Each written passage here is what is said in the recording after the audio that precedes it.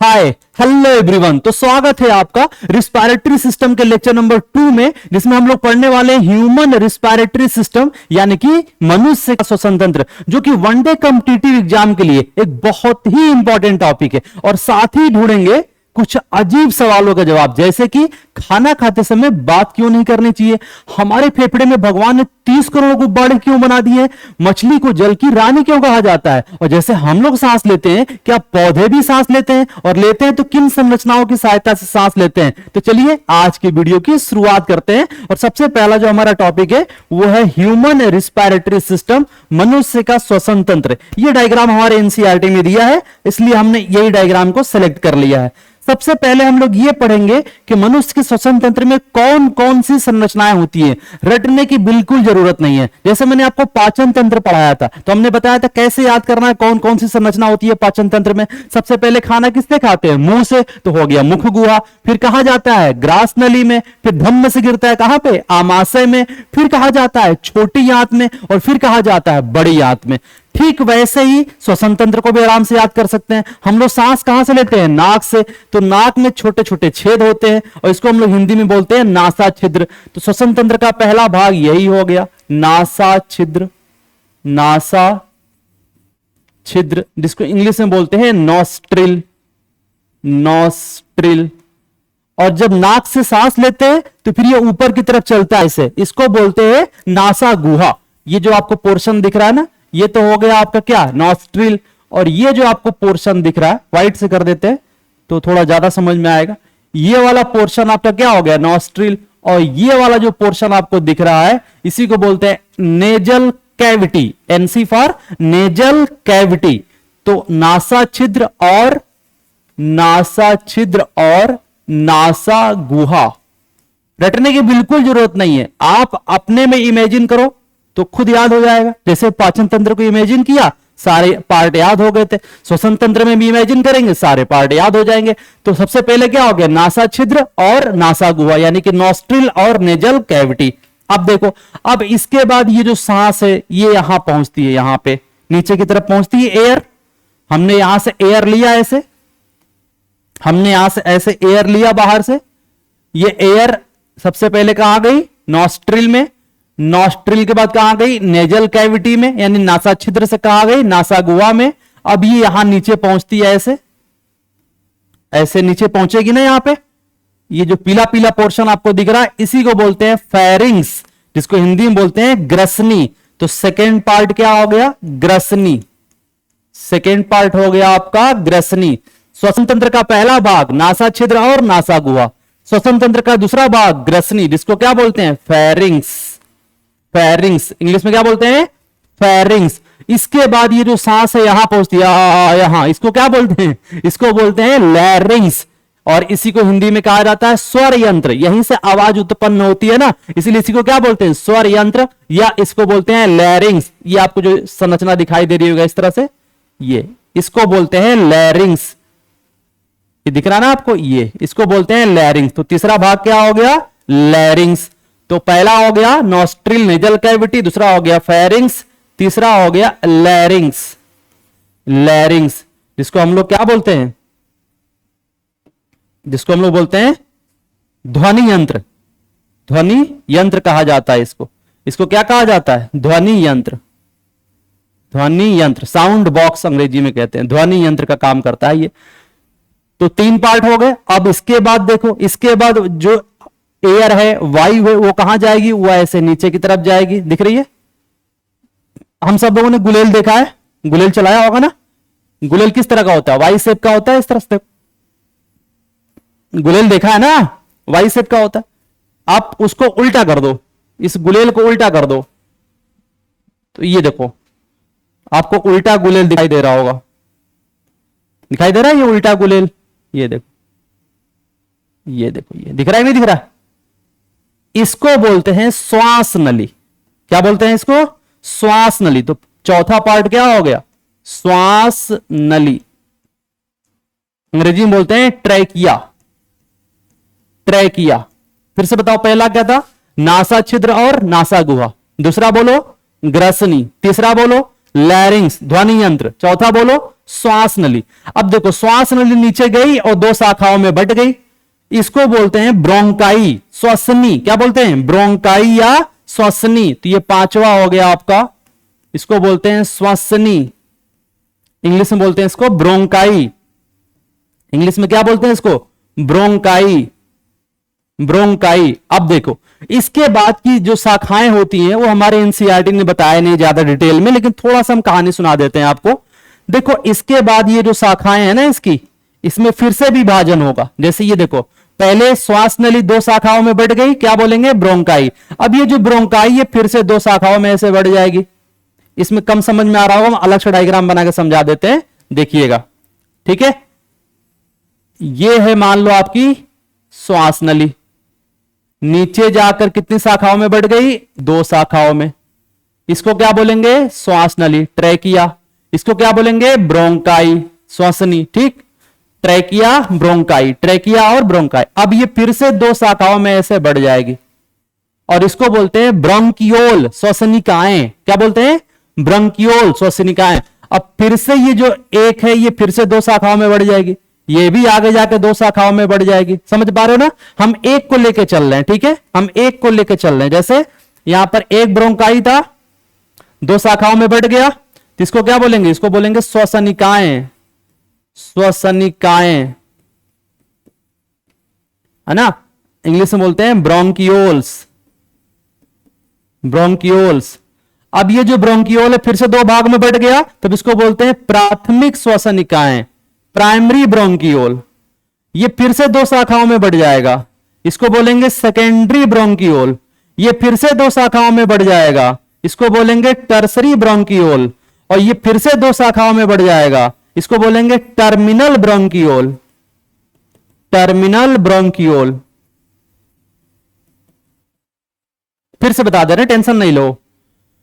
श्वसनिकाएं दो भागों में बढ़ गई तो बोलेंगे प्राथमिक श्वसनिकाएं, फिर से दो भाग में बढ़ गई तो बोलेंगे द्वितीयक श्वसनिकाएं, फिर से दो भाग में बटा तो बोलेंगे तृतीयक श्वसनिकाएं, तीसरा वाला फिर से दो भाग में बटा तो बोलेंगे अंतस्थ श्वसनिकाएं, और सबसे लास्ट में ये गुब्बारा, और इसको बोलते हैं एल्वियोलाई, एल्वियोलाई, वायु कोष्ठक या वायु कोष, एल्वियोलाई। समझ में आया? तो इस तरह से जो है ना, जो आपकी ट्रैकिया है बहुत सारी शाखाओं में बढ़ती है और लास्ट में किस में खुलती है? एल्वियोलाई में खुलती है। अगर आपको ये नाम न याद हो, 1 डिग्री 2 डिग्री 3 डिग्री मतलब प्राथमिक, द्वितीयक, तृतीयक, अंतस्थ, तो मत याद करो, कोई दिक्कत वाली बात नहीं है। हमसे एग्जाम में से पूछेगा भी नहीं, ठीक है। हमें सिर्फ इतना याद करना, हम इसको ऐसे याद रखेंगे, कैसे कि जो श्वसनिकाएं हैं वो दो शाखाओं में बटेगी, सॉरी श्वास नली है वो दो शाखाओं में बटेगी, उसको क्या बोलेंगे? श्वसनी। फिर उसमें बार बार विभाजन होगा, बार बार विभाजन होगा, और अंत में जो खुलेगा वो किस में खुलेगा? वायु कोष में खुलेगा। ठीक है, तो आओ फिर से आते हैं अपने मेन टॉपिक पे। ये हमारा टॉपिक चल रहा था, श्वसन तंत्र में कितने भाग हो गए बताओ? पहला हो गया नासा छिद्र, नासा गुहा, दूसरा हो गया ग्रसनी, तीसरा हो गया लैरिंग्स, चौथा हो गया श्वास नली, पांचवा हो गया श्वसनी। और ये जो दिख रहा है आपको, ये दिख रहा है, क्या दिख रहा है? फेफड़ा। ये सारी संरचनाएं किसके अंदर है? फेफड़े के अंदर है। अभी मैंने जितनी शाखाएं आपको बांट के दिखाई है वो सब किसके अंदर है? फेफड़े के अंदर। तो सबसे मेन भाग तो यही है हमारा, छठवां, इसको क्या बोलते हैं? फेफड़ा। अंग्रेजी में क्या बोलेंगे? Lungs, lungs. तो ये मुख्य रूप से 6 भाग है। हालांकि डायफ्राम को भी कभी कभी किताब में दिया होता है। ये आपको सबसे नीचे की तरफ एक पट्टी दिखाई दे रही होगी, ये मांसपेशियों की एक पट्टी होती है, दिख रही है आपको? ये एक मांसपेशियों की पट्टी दिखाई दे रही होगी, ऐसे हम ब्लू कलर से दिखा दे रहे हैं। इसको बोलते हैं डायाफ्राम। क्या बोलते हैं? डायाफ्राम। फेफड़े के नीचे होता है, इसको हम लोग कहते हैं डायाफ्राम, डायाफ्राम, डायाफ्राम कहते हैं। मांसपेशियों की बनी हुई पट्टी होती है जो डायाफ्राम के नीचे होती है। जब सांस लेंगे तो चपटी हो जाएगी, और जब सांस छोड़ेंगे तो गुंबद के आकार की हो जाती है। चपटी गुंबद के आकार की, चपटी गुंबद के आकार की। आगे डिटेल में बताएंगे इसके बारे में, ठीक है। तो अब हम आपसे पूछे कि बताओ श्वसन तंत्र में कितने भाग होते हैं, तो क्या बताओगे? 6 भाग। पहला बताओ नासा छिद्र और नासा गुहा, दूसरा बताओ ग्रसनी, तीसरा बताओ लैरिंग्स, चौथा बताओ श्वास नली, पांचवा श्वसनी, छठवा फेफड़ा। तो आओ जरा इनको फटाफट लिख लेते हैं। हेडिंग हमारी क्या है? हेडिंग है मनुष्य का श्वसन तंत्र। मनुष्य का श्वसन तंत्र, अंग्रेजी में क्या बोलेंगे? Human respiratory system. इसको इंग्लिश में क्या बोलेंगे? Human respiratory system. ठीक है, सबसे पहला पॉइंट क्या लिखेंगे? पहला पॉइंट, मनुष्य का श्वसन तंत्र मनुष्य का श्वसन तंत्र निम्नलिखित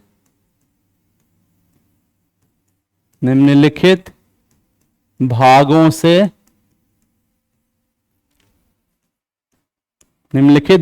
मिलकर बना होता है। निम्नलिखित भागों से मिलकर बना होता है। कौन कौन से भाग हैं? फटाफट लिखेंगे। सबसे पहला है आपका, बोलो, नॉस्ट्रिल, नासा छिद्र। चलो इंग्लिश में लिख देते हैं, उसके फिर हिंदी लिख देंगे बगल में। Nostril and nasal cavity. Hindi बताना पड़ेगा, अभी तो लिखा था ना नासा छिद्र और नासा गुहा। आप सुन के लिख लेना, हम इंग्लिश में लिख दे रहे हैं, हिंदी में बोल दे रहे हैं। ठीक है, तो नासा छिद्र और नासा गुहा। दूसरा बोलो, फेरिंग्स, हिंदी में क्या बोलेंगे? ग्रसनी। तीसरा बोलो, लैरिंग्स, हिंदी में क्या बोलेंगे? ध्वनि यंत्र, साउंड बॉक्स। चौथा, ट्रैकिया, हिंदी में क्या बोलेंगे? श्वास नली। पांचवा, ब्रोंकाई, हिंदी में क्या बोलेंगे? श्वसनी। छठवां, लंग्स, हिंदी में क्या बोलेंगे? फेफड़ा। ब्रोंकाई के बारे में बहुत डिटेल नहीं पढ़ेंगे हम लोग, तो कई किताब में ब्रोंकाई का नाम नहीं भी दिया रहता, तो उसकी टेंशन नहीं लेना। ठीक है, तो nostril, nasal cavity, pharynx, लैरिंग्स, trachea, bronchi और लंग्स, और एक डायफ्राम भी लास्ट में पढ़ेंगे। तो चलिए एक एक करके हेडिंग पढ़ते हैं इनके बारे में। इनको एक एक करके हेडिंग वाइज हम लोग पढ़ना शुरू करते हैं। सबसे पहले हेडिंग बनाते हैं नॉस्ट्रिल और नेजल पैसेज, नासा छिद्र और नासा गुहा। आप ये हेडिंग बना लेंगे। हेडिंग हमारी क्या बन गई? नॉस्ट्रिल और नेजल पैसेज, नासा छिद्र और नासा गुहा। आप सुनो ध्यान से, बहुत आसान है, बिल्कुल रट्टा नहीं मारना। डायग्राम को समझते जाइए, फटाफट याद होता जाएगा। देखो, हमारा जो नॉस्ट्रिल होता है, इससे हम लोग क्या करते हैं? एयर अंदर की तरफ लेते हैं। तो लिखाने वाली बात तो है नहीं, रटने वाली बात ही, तो ऐसे भी याद रहेगा कि नॉस्ट्रिल से हम लोग क्या करते हैं? एयर को अंदर लेते हैं। रिकॉर्डिंग हो रही ना? हाँ ठीक है। नासा छिद्र से हम लोग वायु अंदर लेते हैं। अच्छा, आपने नोटिस किया होगा कि हम लोग के नॉस्ट्रिल के अंदर जो नेजल पैसेज है ना, उस नेजल पैसेज में छोटे छोटे हेयर पाए जाते हैं, और उस नेजल पैसेज में म्यूकस भी चिपका होता है। डायग्राम देख के आपको समझ में आ रहा होगा। ये जो आपको नेजल पैसेज दिख रहा है, ये देखो, ये तो हो गया आपका क्या? नॉस्ट्रिल। और इसके अंदर ये जो पोर्शन दिख रहा है किसका? इसको बोलेंगे नेजल पैसेज। इसको क्या बोलेंगे? नेजल, येलो से लिखते हैं तो ज्यादा समझ में आएगा। इसको बोलेंगे नेजल, अरे तो नहीं दिख रहा है, फिर किस कलर से दिखे समझ में आया? इससे दिखे, हाँ शायद समझ में आ रहा होगा। नेजल पैसेज ये है हमारा, हो गया नासा गुहा हो गया। तो नासा गुहा के अंदर ध्यान से देखो तो ये छोटे छोटे हेयर लाइक स्ट्रक्चर दिखाई देंगे। अरे बाल होते हैं, नाक में बाल सबके होते हैं, सबको पता है। ठीक है, और इसके अलावा देखो आपको म्यूकस दिख रहा होगा। ये म्यूकस दिख रहा है, ये म्यूकस उपस्थित होता है। तो याद रखना, ये एनसीईआरटी में दिया है, इसलिए पढ़ा रहे हैं, वरना हम नहीं पढ़ाते। नासा गुहा के अंदर बाल पाए जाते हैं और नासा गुहा के अंदर म्यूकस पाया जाता है। क्यों भगवान ने इसको बनाया? कुछ तो वजह होगी ना? हाँ बिल्कुल वजह है। ये जो बाल है ना, वो जब वायु अंदर आती है तो उसमें उपस्थित धूल के कणों को रोकने का काम करता है, और ये जो म्यूकस होता है उस धूल के कणों को चिपका लेता है ताकि वो अंदर न चली जाए। कहां न चली जाए? श्वास नली में न पहुंच जाए। तो ये बाल और ये म्यूकस दोनों मिलके धूल के कणों को रोकते हैं और उसको वहीं पर चिपका देते हैं, मतलब उसको श्वास नली में अंदर जाने से रोकते हैं। ये एनसीईआरटी में लिखा भी है, हम आपको दिखा देते हैं कहां लिखा है। ये देखो लिखा हुआ है, नासा छिद्र द्वारा जाने वाली वायु मार्ग में उपस्थित महीन बालों द्वारा धूल के कणों को रोका जाता है, और इसी में श्लेष्मा मतलब म्यूकस की परत होती है जो इसको रोकने का काम करती है। कुछ ज्यादा कठिन एनसीईआरटी लिख दिया, आसान भाषा में समझो कि नासा गुहा के अंदर जो बाल और म्यूकस पाया जाता है वो धूल के कणों को रोकने और उसको वहीं पे चिपकाने में मदद करता है। इसको लिख लेते हैं नोट्स में फटाफट। हेडिंग हमारी क्या थी? नॉस्ट्रिल और नेजल पैसेज, नासा छिद्र और नासा गुहा। इसमें सिर्फ एक पॉइंट लिखना है। क्या लिखना है? चलो 2 पॉइंट बना लेते हैं। नासा छिद्र से वायु अंदर प्रवेश करती है। ये सबको पता है, कोई खास पॉइंट इसमें नहीं है, नहीं लिखाएंगे तब भी याद रहेगा। दूसरा, नासा गुहा में छोटे छोटे बाल और म्यूकस की परत पाई जाती है। म्यूकस की परत पाई जाती है। म्यूकस की परत पाई जाती है जो वायु में उपस्थित धूल के कणों को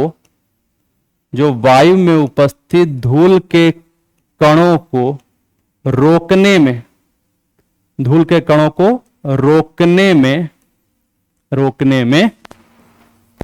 में सहायता करते हैं।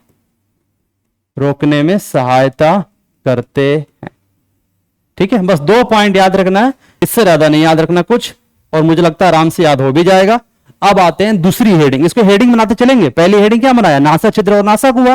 दूसरी हेडिंग क्या बनाएंगे? ग्रसनी। ग्रसनी में सिर्फ एक पॉइंट याद रखना, वो भी देखो डायग्राम्स तुरंत याद हो जाएगा। देखना अभी ग्रसनी, ये है ग्रसनी। देखो ध्यान से देखो, अगर कभी आप शीशे के सामने आ करके देखो ना, तो आपको अंदर यहां पे इस तरह की संरचना दिखाई देगी। इसमें तो समझ में नहीं आ रहा होगा शायद। यहां पर इस तरह की एक संरचना दिखाई देगी, इस तरह की। जैसे मान लो ये गर्दन है तो इस तरह की संरचना दिखाई देगी, इस तरह की। इसको गांव में बोलते हैं कौवा। कौवा हुआ नहीं होता, बायोलॉजी में इसको यूबुला कहा जाता है। और जिस जगह पे ये कौवा होता है ना, मतलब जीभ के समान छोटा सा निकला होता है ऐसे हुआ, इसको कहा रहता है कौवा। गांव में कौवा बोलते हैं और बायोलॉजी उसको क्या बोलते हैं? यूबुला। तो जहां पे ये कौवा होता है, चलो कौवा ही मान लेते हैं, जहां पर ये कौवा होता है उसी जगह को ग्रसनी कहा जाता है। समझ पाए? ऐसे करना कभी तो यहां पे आपको छोटा सा संरचना दिखाई देगा, इसी को बोलते हैं यूबुला। ठीक है, या कौवा गांव में बोलते हैं। तो उस जगह को हम लोग क्या बोलते हैं? ग्रसनी। देखो जो ग्रसनी होता है ना, वो एक ऐसी जगह होती है जहां से हवा भी अंदर जाती है और भोजन भी अंदर जाता है। और यही सवाल एग्जाम में पूछा जाता है कि वो कौन सी जगह है, श्वसन तंत्र में वो कौन सा जगह है जहां पर भोजन और सांस दोनों एक साथ गुजरते हैं। तो उसको हम लोग ग्रसनी कहते हैं। क्या कहते हैं? ग्रसनी। यानी ग्रसनी एक ऐसी जगह होती है जहां से वायु और भोजन दोनों एक साथ गुजरते हैं। ये एनसीईआरटी में लिखा भी है, हम आपको दिखा देते हैं। ये देखो लिखा है, नासा कक्ष ग्रसनी में खुलता है। बिल्कुल सही बात है। ग्रसनी आहार और वायु दोनों के लिए उभयनिष्ठ मार्ग है। उभयनिष्ठ का मतलब होता है कामन का मतलब दोनों एक साथ गुजरते हैं वहीं से। मतलब एक साथ का मतलब दोनों वहीं से गुजरते हैं। भोजन को गुजरना होगा तो वो भी ग्रसनी से गुजरेगा, सांस को गुजरना होगा तो वो भी ग्रसनी से गुजरेगा। तो भोजन और वायु दोनों यहीं से गुजरते हैं। चूंकि दोनों एक यहीं से गुजरते हैं इसलिए उसको बोलते हैं कॉमन पाथवे, उभयनिष्ठ मार्ग। तो इसको नोट्स में लिख लेते हैं फटाफट। और ये देखो आपको डायग्राम में दिख भी रहा होगा, देखो ध्यान से। ये देखो दिख रहा है, यहीं से भोजन भी जाएगा। ये आपने सांस लिया, सॉरी, ये देखो आपने सांस लिया, ये यहां से मुड़ गया। और अगर आपने भोजन लिया तो वो यहां से मुड़ गया। देखो दोनों एक जगह यहां से गुजर रहे हैं ना। तो जिस जगह से भोजन भी गुजरता है, जिस जगह से वायु भी गुजरती है, जिस जगह से दोनों गुजरते हैं, उस जगह को हम लोग क्या कहते हैं? फेरिंग्स, ग्रसनी। इसी को हम लोग नाम देते हैं ग्रसनी। ठीक, समझ में आ गया होगा ना। तो चलो इसको फटाफट नोट्स बना के लिख लेते हैं। सिर्फ एक लाइन लिखना है। क्या लिखना है? ग्रसनी से वायु और भोजन दोनों गुजरते हैं। और चूंकि दोनों गुजरते हैं इसीलिए इसको इंग्लिश में कहा जाता है कॉमन पाथ है। क्या है ये? कॉमन पाथ है। कॉमन पाथ, जिसको हिंदी में बोलते हैं उभयनिष्ठ मार्ग। एनसीईआरटी खतरनाक टाइप की हिंदी लिखती है ना, किताबी भाषा कठिन तो होती है। उभयनिष्ठ मार्ग, उभयनिष्ठ मार्ग अंग्रेजी में क्या बोलते हैं? Common path. और इसका मतलब क्या होता है? मतलब ये होता है कि दोनों गुजरते हैं, भोजन भी वहीं से जाता है, वायु भी वहीं से जाती है, जिसको बोल दिया हम लोगों ने क्या? कॉमन पाथ या उभयनिष्ठ मार्ग। तो ग्रसनी भी खत्म हो गया, बहुत थोड़ा थोड़ा पढ़ना, ज्यादा एनसीईआरटी ने दिया ही नहीं है। अब आते हैं लैरिंग्स पे। हिंदी में क्या बोलते हैं? इसी को बोलते हैं ध्वनि यंत्र। अब सुनो ध्यान से, हमारा जो लैरिंग्स होता है ना, इस लैरिंग्स में रस्सी की समान संरचनाएं पाई जाती हैं, जिसको हिंदी में बोलते हैं स्वर रज्जु और अंग्रेजी में बोलते हैं वोकल कार्ड। और जब इन वोकल कार्ड से हवा गुजरती है ना, तो इसमें कंपन होता है, वाइब्रेशन होता है, और उसी कंपन की वजह से ध्वनि उत्पन्न होती है। अच्छा, एक खास बात और है, चलो एक आपको हम चैलेंज देते हैं। आपको कुछ भी बोलना है, जैसे मान लो बोलना भारत माता की जय, ठीक, लेकिन एक शर्त यह है कि सांस अंदर की तरफ लेना है और भारत माता की जय बोलना है। बोल के दिखाओ। आ बा, बोल ही नहीं पाओगे। सांस अंदर लोगे तो आप बोल ही नहीं पाओगे। करके देखो, ट्राई करो। सांस अंदर लेना है और बोलना है भारत माता की जय। बोल पा रहे हो? नहीं बोल पा रहे हो। लेकिन अगर हम सांस बाहर छोड़ते हैं तो आराम से बोल लेंगे भारत माता की जय। देखो हम बोल के दिखाते हैं, भारत माता की जय। सांस अंदर बाहर जा रही है और हम बोल पा रहे हैं। कुछ समझ में आया हम कहना क्या चाह रहे हैं? हाँ, जब हम सांस अंदर लेते हैं, इनहेलेशन करते हैं, तो उस समय ध्वनि उत्पन्न नहीं होती है। जब हम सांस बाहर छोड़ते हैं, एक्सहेलेशन करते हैं, उस समय ध्वनि उत्पन्न होती है। तो याद रखना, जब फेफड़े से वायु बाहर निकलती है, मतलब एक्सहेलेशन कर रहे हो आप, जब फेफड़े से वायु बाहर निकलती है तब इन वोकल कार्ड में कंपन होता है और ध्वनि उत्पन्न होती है। कुछ समझ में आया कि नहीं समझ में आया? समझ में आ गया होगा। तो पहला पॉइंट इसमें क्या लिखेंगे हम लोग? पहला पॉइंट लिखेंगे, इसे ध्वनि यंत्र कहते हैं, इसे साउंड बॉक्स, साउंड बॉक्स, ध्वनि यंत्र, ध्वनि यंत्र कहते हैं। क्यों ध्वनि यंत्र कहते हैं? क्योंकि ध्वनि उत्पादन के लिए जिम्मेदार है, साउंड प्रोडक्शन के लिए जिम्मेदार है। हम जो बोल पा रहे हैं उसके लिए यही जिम्मेदार है। अगर ये लैरिंग्स ना होता तो हम बोल ही ना पाते। तो साउंड प्रोडक्शन के लिए, ध्वनि उत्पादन के लिए कौन जिम्मेदार है? ध्वनि यंत्र, यानी कि लैरिंग्स, जिसको ध्वनि यंत्र कहा जाता है। दूसरा पॉइंट, कैसे ध्वनि उत्पन्न होती है? तो अभी मैंने बताया कि इसमें हम डायग्राम में भी दिखा देते हैं आपको। इसका डायग्राम भी लाए होंगे हम। ये देखो, ये देखो, दिख रहा है? साउंड बॉक्स के अंदर ऐसी रस्सी के समान संरचनाएं दिख रही हैं। चलो व्हाइट से बना देते हैं। साउंड बॉक्स के अंदर ऐसी रस्सी के समान संरचनाएं दिख रही हैं, इसी को बोलते हैं वोकल कार्ड्स। क्या बोलते हैं? Vocal cords. स्वर रज्जु हिंदी में बोलते हैं, अंग्रेजी में बोलते हैं वोकल कार्ड्स। तो जब फेफड़े से वायु बाहर निकलती है तो इन वोकल कार्ड में क्या होता है? कंपन होता है। वोकल कार्ड में क्या होता है? कंपन होता है। और जब वोकल कार्ड में कंपन होता है तो ध्वनि उत्पन्न होती है। आप इसको करके भी देख सकते हो। मान लो आप दो पॉलीथीन के टुकड़े काट लो और उसको ऐसे चिपका लो, और चिपका करके उसके सामने ऐसे सांस खींचो, तो उसमें कंपन होगा? नहीं होगा। लेकिन अगर उसको चिपका करके बाहर की तरफ सांस फेंको तो उसमें कंपन होगा। बचपन में हम लोग करते थे ऐसे, देखा होगा आपने। अब मेरे पास है नहीं पॉलीथीन, वरना करके दिखाते हैं आपको। तो यानी सांस बाहर फेंकते हैं तब उसमें वाइब्रेशन होता है। ठीक है, ऐसे यहां पर भी होता है। जब हम सांस बाहर फेंकते हैं तब वोकल कार्ड में वाइब्रेशन होता है और ध्वनि उत्पन्न होता है। तो सेकेंड पॉइंट ये लिख लेंगे। सेकेंड पॉइंट लिख लेंगे, क्या लिखेंगे? जब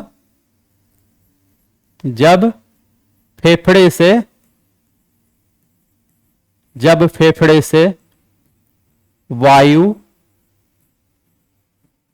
बाहर निकलती है, जब फेफड़े से वायु बाहर निकलती है तो वोकल कार्ड्स, हिंदी में क्या बोलते हैं? स्वर रज्जु। इसको हिंदी बोलते हैं स्वर रज्जु। स्वर रज्जु में कंपन होता है। वोकल कार्ड में कंपन होता है, कंपन होता है, वाइब्रेशन होता है, जिसकी वजह से ध्वनि उत्पन्न होती है, जिसकी वजह से ध्वनि उत्पन्न, कैसे उत्पन्न लिखते हैं जी, हद है यार, ध्वनि उत्पन्न होती है, हिंदी मेरी खतरनाक है, ध्वनि उत्पन्न होती है, साउंड प्रोड्यूस होती है। ठीक, 2 पॉइंट हो गया, दोनों पॉइंट समझ में आ गया। एक पॉइंट और समझ लो, ये जो आपकी स्वर यंत्र है ना, साउंड बॉक्स, इसका जो छेद होता है, ऐसे समझो, ऐसे समझो, डायग्राम समझाते हैं। ये देखो, ये जो आपको छेद दिख रहा है ना, ये जो गैप दिख रहा है, इस गैप को कहा जाता है, ऐसे नहीं समझ में आएगा आपको, इसको ऐसे समझाते हैं। देखो,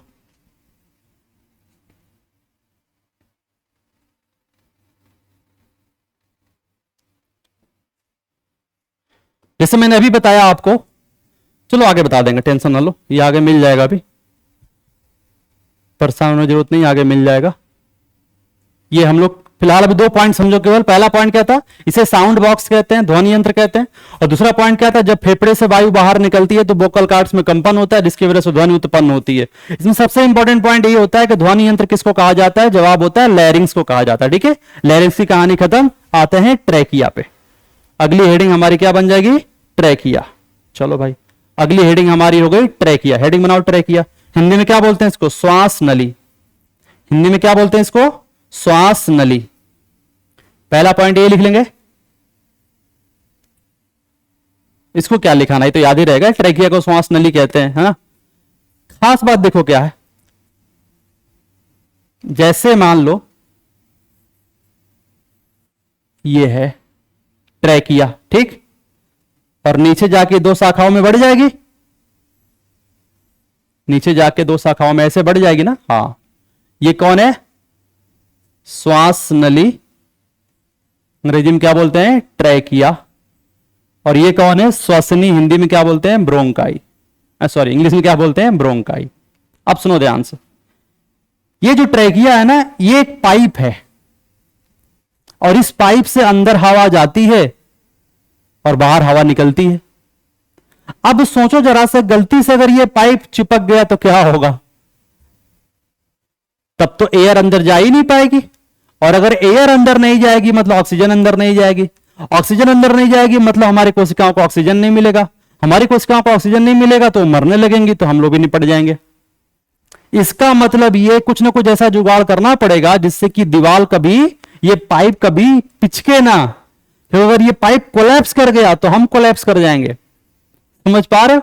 इसीलिए भगवान ने क्या किया कि इसके अंदर टी के आकार के छल्ले लगा दिए। क्वेश्चन पूछा रहता है कि सी के आकार के छल्ले कहां पाए जाते हैं, ट्रैकिया में पाए जाते हैं। ये कार्टिलेज का बना होता है, उपास्थि का बना होता है। कार्टिलेज क्या होता है, जब टिश्यू पढ़ाएंगे तो बताएंगे कार्टिलेज क्या होता है, उपास्थि क्या होता है। तो सी के आकार के कार्टिलेज के बने हुए छल्ले पाए जाते हैं कहां पे, ट्रैकिया में, जो क्या करते हैं, ट्रैकिया को नॉन कोलैप्सिबल बनाते हैं। ट्रैकिया को बनाते हैं non collapsible. Non collapsible, non collapsible का मतलब पिचकने नहीं देते हैं, ऐसे सिंपल समझो, पिचकने नहीं देते हैं, पिचकने नहीं देते हैं। कौन, ये सी के आकार के छल्ले। तो क्वेश्चन पूछा था कि हम लोग जो ट्रैकिया होती है वो पिचकती क्यों नहीं है, नॉन कोलैप्सिबल क्यों होती है, तो जवाब होता है क्योंकि इसके अंदर सी के आकार के छल्ले पाए जाते हैं। और इन्हीं छल्लों की वजह से हमेशा, समझ रहे हैं ना, फुली रहती है, जिससे आराम से एयर अंदर जा सकती है और एयर बाहर निकल सकती है, एयर अंदर जा सकती है और एयर बाहर निकल सकती है। तो इसको पॉइंट बना के लिख लेंगे, इसको पॉइंट बना के लिख लेंगे। ट्रैकिया हेडिंग बना लिया आप लोगों ने। पहला पॉइंट लिखेंगे, ट्रैकिया में, श्वास नली में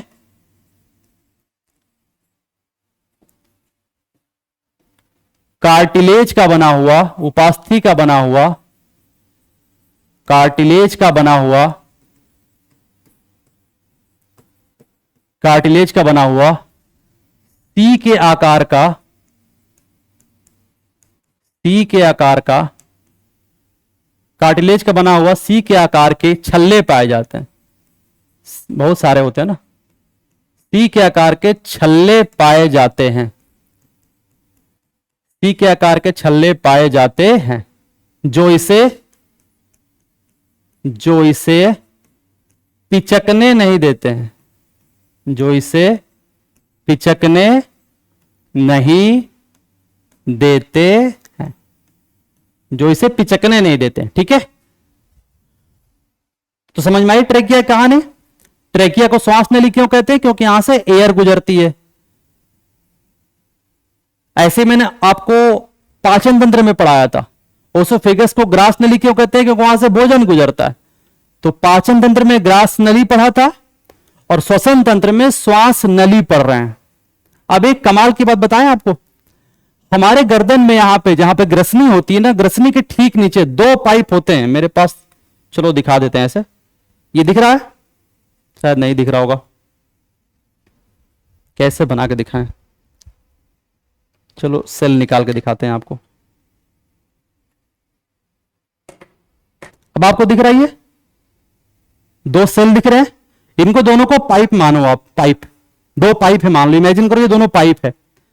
तो एक पाइप से मतलब ऐसे समझो, ऐसे ये देखो आगे पीछे, इसमें तो दिख ही नहीं रहा होगा, चलो ऐसे बना दे रहे, ऐसे ये दो पाइप है और दोनों आगे पीछे है। ठीक है, इमेजिन करना दोनों कैसे है, आगे पीछे। ये जो आगे वाला पाइप है ना, इसी को बोलते हैं श्वास नली, और जो पीछे वाला पाइप है इसको बोलते हैं ग्रास नली। इससे क्या जाएगा? भोजन, और इससे क्या जाएगी? हवा। हवा जा रही है तो श्वास नली हो गया, विंड पाइप हो गया, और इससे भोजन जा रहा है तो ये हो गया फूड पाइप हो गया, ग्रास नली हो गया। अब ये जो श्वास नली है, पाइप है, तो इसमें ऊपर छेद होगा, तो इस छेद के ऊपर एक ढक्कन पाया जाता है। जैसे आपने ट्रैक्टर देखा है, ट्रैक्टर में आगे जिससे धुआं निकलता है उसके ऊपर भी एक ढक्कन पाया जाता है।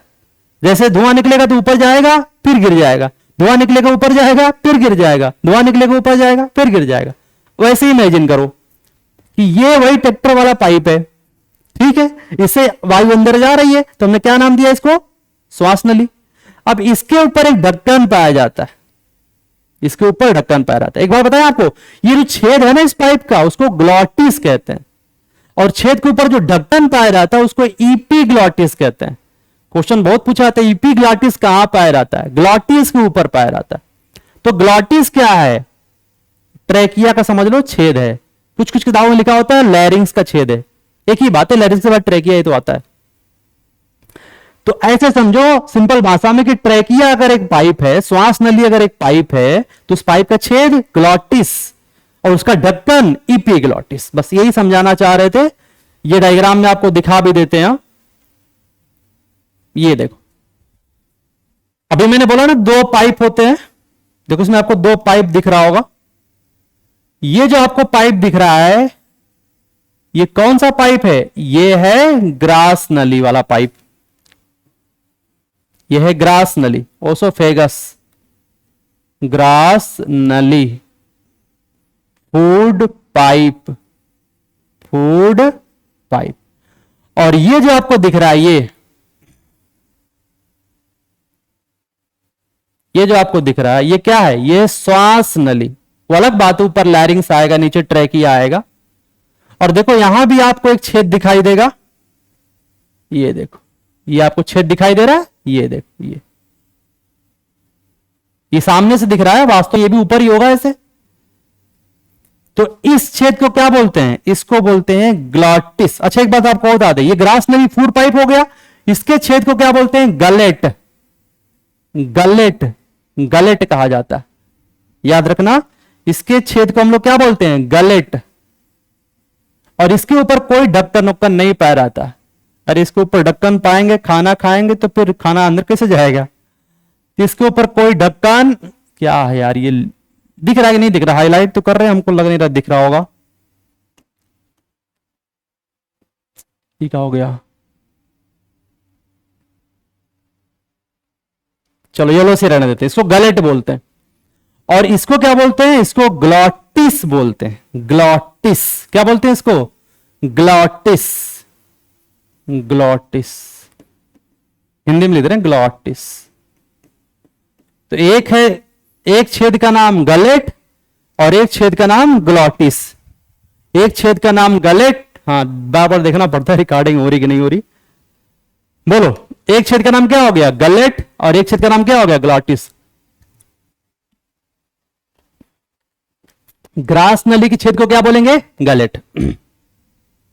और श्वास नली के छेद को क्या बोलेंगे? ग्लॉटिस। और ग्लॉटिस के ऊपर ढक्कन को क्या बोलेंगे? इपीग्लॉटिस। तो आपको ये ढक्कन एक दिख रहा होगा, ये ढक्कन दिख रहा होगा, इसको क्या बोलेंगे? इपीग्लॉटिस। क्या बोलेंगे इसको? इपीग्लॉटिस। तो पूरी कहानी समझ में आ गई। आओ जरा इसको ट्रैकिया वाले में फटाफट लिख लेते हैं, यहीं पे लिख लेते हैं एक पॉइंट और।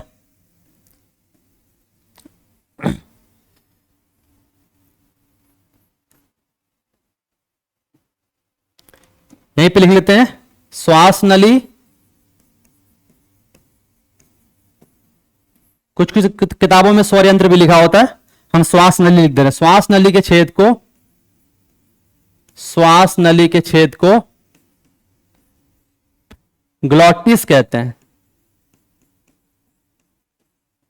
ग्लॉटिस कहते हैं। और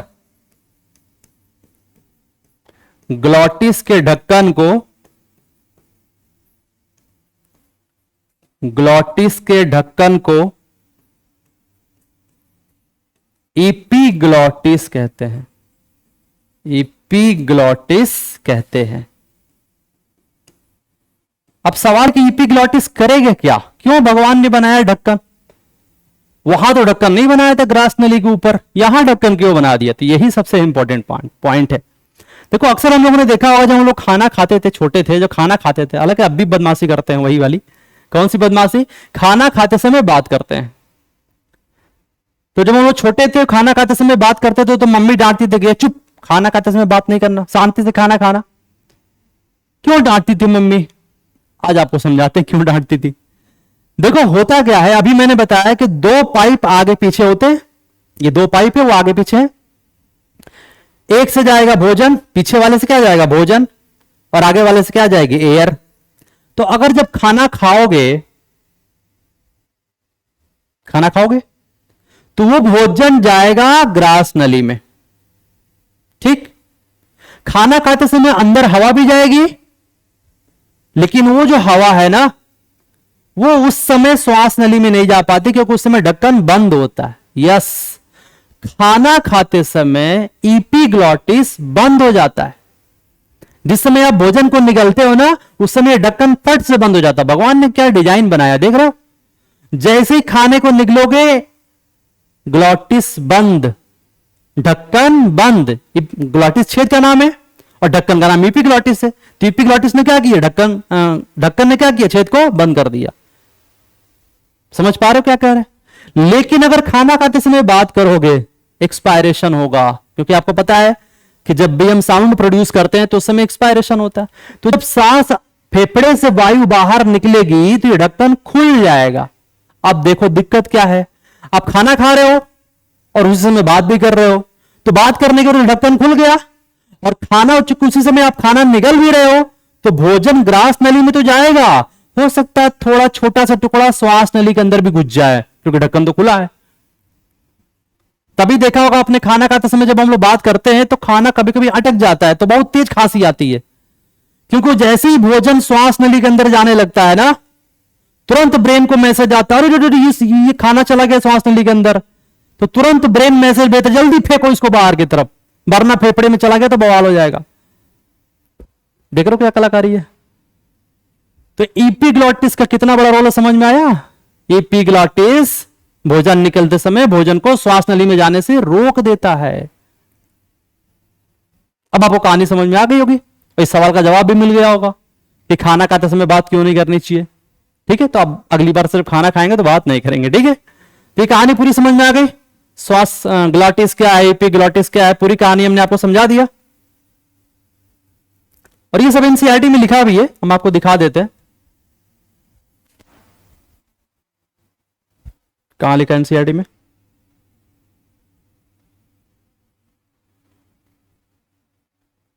ये ट्रैकिया के बारे में लिखा हुआ है। कंठ में उपस्थिति के वलय उपस्थित होते हैं, यह सुनिश्चित करता है कि वायु मार्ग निपतित ना हो। बड़ी खतरनाक हिंदी लिखा है एनसीईआरटी ने, पल्ले ही नहीं पड़ती एनसीईआरटी कहना क्या चाहती है। अरे एनसीईआरटी सिर्फ इतना कह रही है कि श्वास नली में कार्टिलेज के बने हुए छल्ले पाए जाते हैं, जो कि ये कंफर्म करता है कि जो वायु है वो रुके ना, हवा रुके ना, हवा आराम से अंदर जा सके। बहुत डेंजर एनसीईआरटी लिखती है हिंदी। खैर छोड़ो, हम लोग अपने टॉपिक पे आते हैं। एनसीईआरटी हिंदी पढ़ेंगे तो पगला जाएंगे, है ना। ट्रेकिया समझ में आ गया। अब आते हैं अगली हेडिंग पे। हाँ, एक बात आपको बता दें, हालांकि मैंने शुरू में समझा ही दिया था, लेकिन फिर से बता देते हैं। अब इसके बाद ट्रेकिया क्या होगा, नीचे जाके 2 शाखाओं में बढ़ जाएगी, जैसा कि मैंने शुरू में बता दिया था। तो ये हमारी ट्रेकिया है, नीचे जाके 2 शाखाओं में बढ़ जाएगी।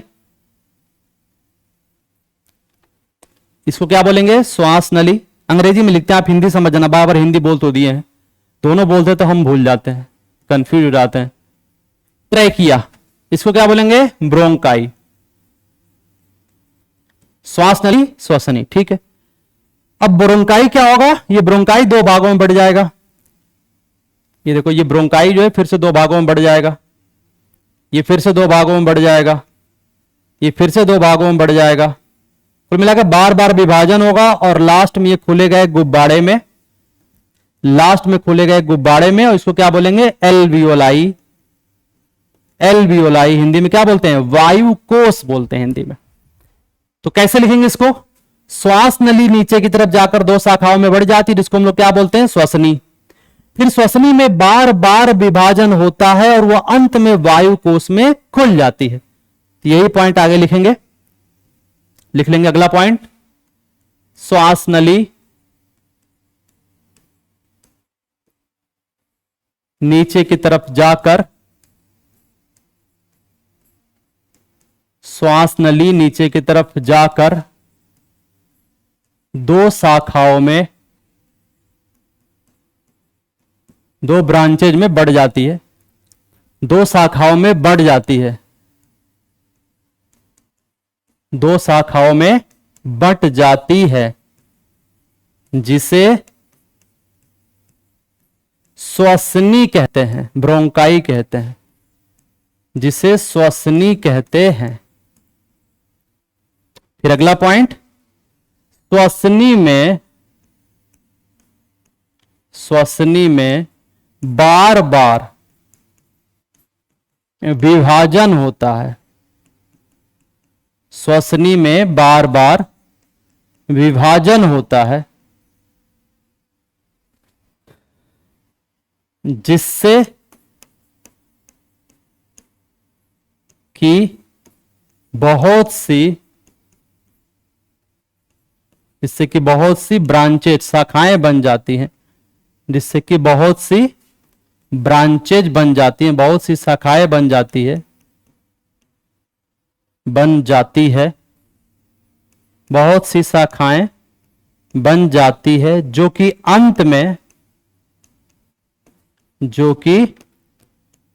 अंत में एल्वियोलाई वायुकोष में खुलती है, अंत में वायुकोष में, एल्वियोलाई में खुलती है।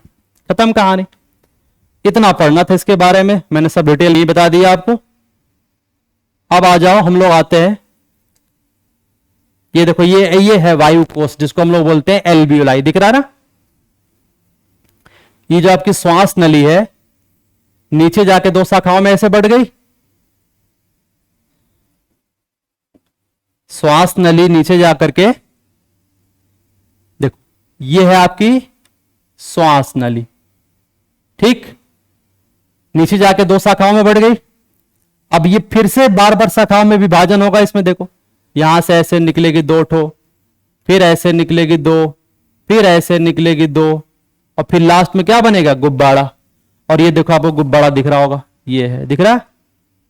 और पता है गुब्बारे कितने होते हैं, एक फेफड़े में 15 करोड़ गुब्बारे होते हैं, यानी दोनों में मिलाते तो 30 करोड़ गुब्बारे होते हैं। सवाल है, भगवान ने इतना ज्यादा गुब्बारे बनाए क्यों, अभी बताते हैं आगे, थोड़ी देर रुक जाओ। तो कहानी समझ में आ गई। तो इस तरह से जो है आपकी जो श्वास नली है वो अंत में खुलती किसमें है, वायु कोष में। याद रखना, बहुत बहुत बहुत इंपॉर्टेंट है। श्वास नली बार बार विभाजन करती है, बार बार विभाजन करती है, और अंत में किसमें खुलती है? एल्वियोलाई में खुलती है, वायु कोष में खुलती है। ठीक, कहानी समझ में आ गई।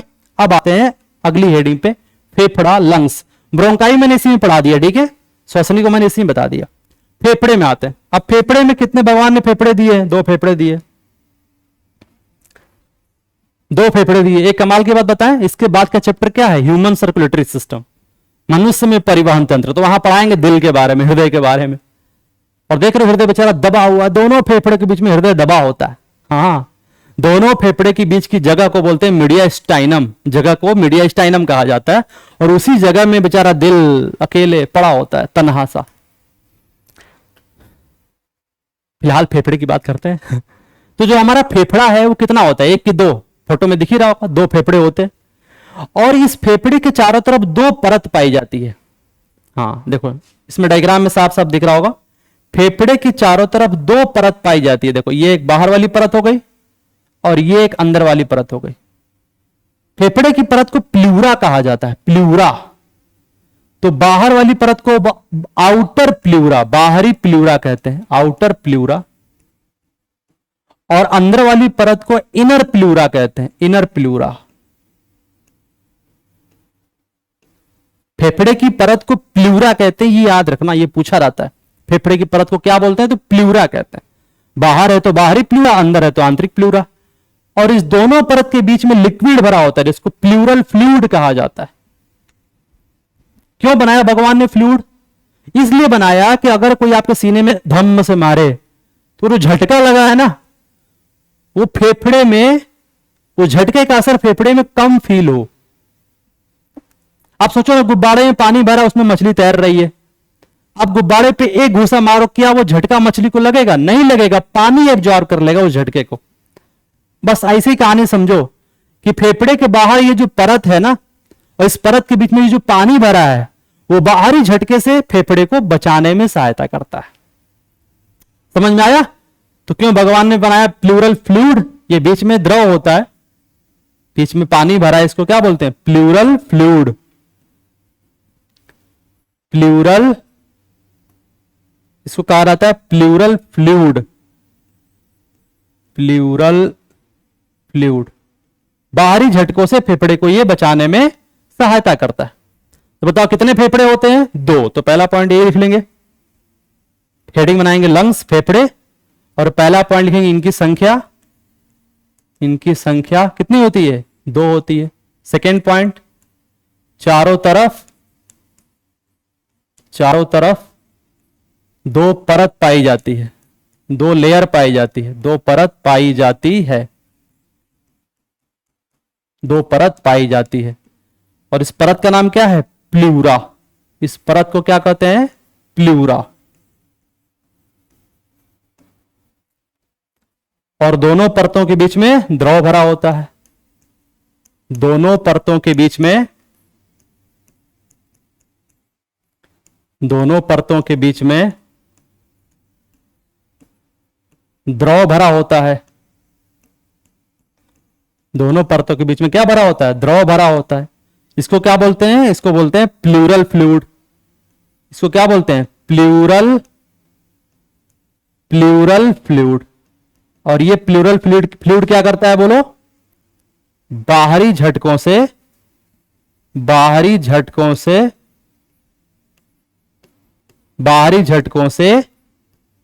फेफड़े को बचाता है। बाहरी झटकों से फेफड़े को क्या करता है? ये बचाता है। और अभी मैंने थोड़ी देर पहले बोला था कि इस फेफड़े के अंदर, एक फेफड़े में भगवान ने कितने गुब्बारे बनाए हैं? 15 करोड़ गुब्बारे होते हैं। दोनों फेफड़े मिलाते तो कितने हो जाएंगे? 30 करोड़ गुब्बारे हो जाएंगे। तो एक फेफड़े के अंदर, इसको भी लिख लेते हैं, एक फेफड़े के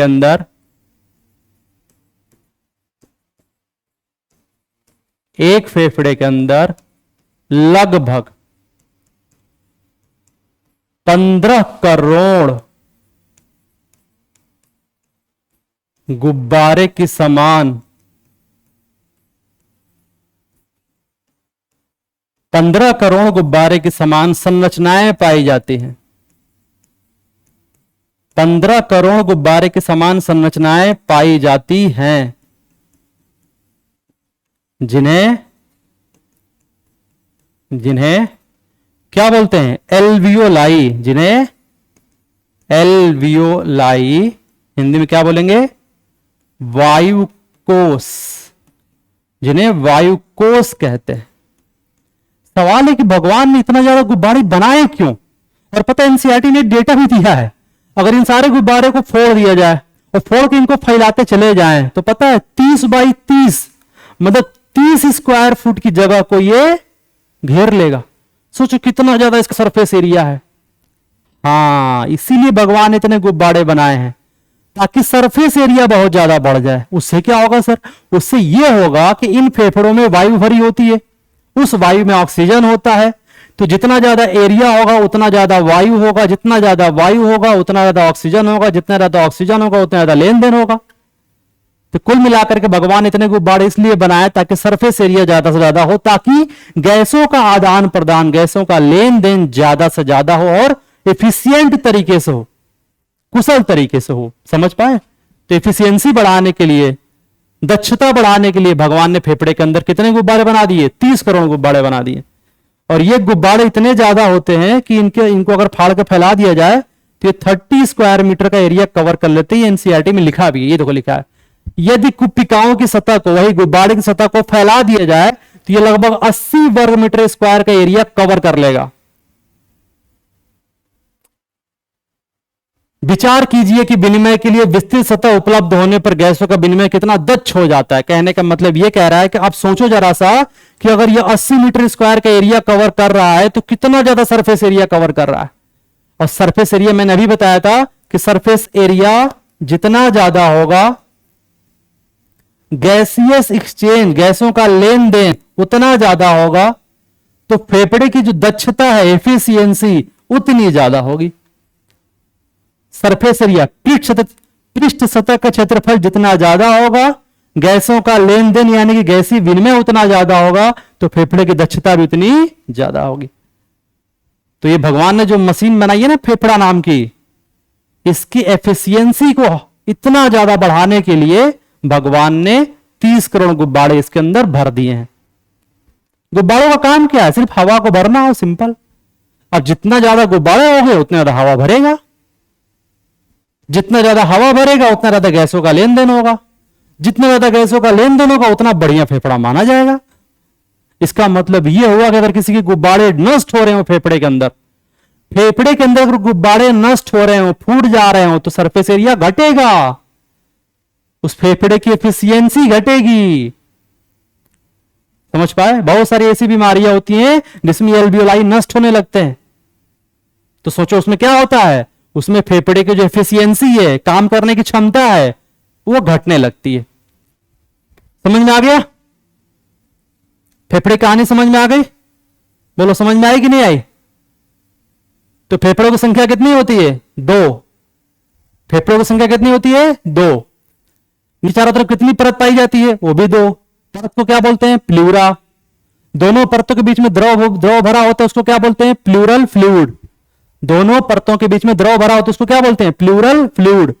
और ये फ्लूइड क्या करता है? बाहरी झटकों से फेफड़े को बचाने में सहायता करता है। एक फेफड़े में कितने गुब्बारे? 15। दोनों मिला के कितने हो जाएंगे? 30 करोड़ गुब्बारे। अगर इन गुब्बारों को फोड़ फोड़ के फैला दिया जाए तो कितना एरिया कवर कर लेगा? 30 मीटर स्क्वायर का एरिया कवर कर लेगा। तो भगवान ने इतने गुब्बारे क्यों बनाए? इसलिए बनाया ताकि सरफेस एरिया बढ़ जाए। सरफेस एरिया बढ़ेगा तो क्या होगा? गैसों का लेन देन बढ़ेगा। गैसों का लेन देन बढ़ेगा तो क्या होगा? फेफड़े की क्षमता बढ़ेगी, एफिशिएंसी बढ़ेगी। कहानी समझ में आ रही क्या कह रहे हैं? आप सुनो ध्यान से। जब जो हवा है वो फेफड़े के गुब्बारे के अंदर भर जाती है, गुब्बारे को अंग्रेजी में क्या बोलते हैं? एल्वियोलाई। बायोलॉजी की भाषा में एल्वियोलाई कहेंगे या वायु कोष कहेंगे, ठीक है? हम गुब्बारा गुब्बारा बोलेंगे, आप समझ लो एल्वियोलाई एल्वियोलाई बोल रहे हैं। समझ के क्या कह रहे हैं ना? हम बोलेंगे गुब्बारा, तुम समझना एल्वियोलाई। हम बोलेंगे गुब्बारा, तुम समझना वायु कोष। तो अब सुनो, इस गुब्बारे में क्या भरी है? हवा, एयर भरी है। अब जरा थोड़ा सा और समझते हैं डिटेल में। इस गुब्बारे के अंदर वायु भरी है, उस वायु के अंदर ऑक्सीजन भी है और कार्बन डाइऑक्साइड भी है। और हम लोगों ने पढ़ रखा है कि हवा में जो ऑक्सीजन होती है वो लगभग 21% होती है, लगभग 21% ऑक्सीजन होती है और 0.003% CO2 होती है। परसेंटेज ना आए तो तब भी चलेगा, बस इतना समझो ऑक्सीजन की मात्रा बहुत बहुत बहुत बहुत ज्यादा होती है CO2 की तुलना में, बहुत ज्यादा होती है CO2 की तुलना में। परसेंटेज देख के लग रहा होगा। तो अब ये होता क्या है कि ये जो ऑक्सीजन है ना, इस गुब्बारे से निकल निकल के खून में जाने लगती है, गुब्बारे से निकल निकल के खून में जाने लगती है। दिख रहा है ना डायग्राम? हाँ दिख रहा है। गुब्बारे से निकल निकल के कहां जाने लगती है? खून में। कौन? ऑक्सीजन। और इस गुब्बारे की दीवार इतनी पतली होती है कि ऑक्सीजन आराम से आर पार निकल जाती है, आराम से आर पार निकल जाती है। ये इंपॉर्टेंट है। और गुब्बारे के चारों तरफ खून ले जाने वाले पतले पतले पाइप होते हैं। और अभी जब पढ़ाएंगे ह्यूमन सर्कुलेटरी सिस्टम तो आप बताएंगे कि हमारे शरीर में खून ले जाने वाले जो पाइप होते हैं उनको 3 कैटेगरी में बांटा गया है। एक धमनी, एक सिरा, एक केशिकाएं, आर्टरी, वेन और कैपिलरी।